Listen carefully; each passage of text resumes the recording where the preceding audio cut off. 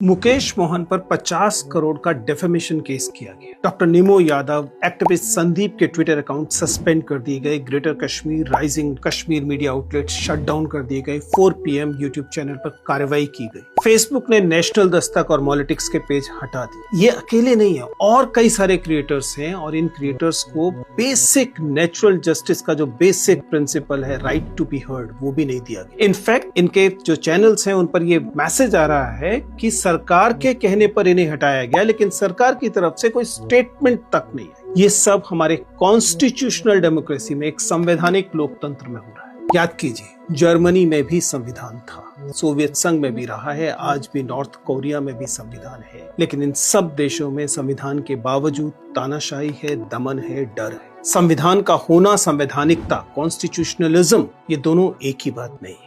संविधान हो सकता है और उसके बावजूद संभव है कि कॉन्स्टिट्यूशनलिज्म, संवैधानिकता न हो। समझने की बात है कि हिटलर ने रातों रात सत्ता पर कब्जा नहीं किया था। उसने लोकतंत्र को कानूनी रूप से खत्म करने के लिए संविधान का ही इस्तेमाल किया था। हमारे देश में भी हम देख रहे हैं कि वही हो रहा है। लोगों को ये पूछने तक का हक नहीं मिल रहा है कि उनका क्रिएटर अकाउंट क्यों बंद कर दिया गया। And this is how authoritarianism works. अधिनायकवाद कानूनी रूप से रेंगता हुआ आता है। पहले प्रेस को खामोश किया जाता है, फिर अदालतों को, और फाइनली लोगों को। सवाल ये नहीं है कि ये सब क्यों हुआ, सवाल ये है कि बार बार उन्हीं आवाजों को क्यों खामोश किया जाता है जो सवाल पूछती है। सबसे खतरनाक बात है जब सेंसरशिप आपको नॉर्मल लगने लगी।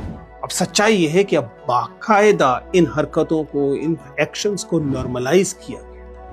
अब लोग कहने लगते हैं कि कुछ तो गलत किया होगा, यानी आपने सब कुछ सरकार के हाथ में छोड़ दिया है। लोकतंत्र ऐसे धीरे धीरे मरता है।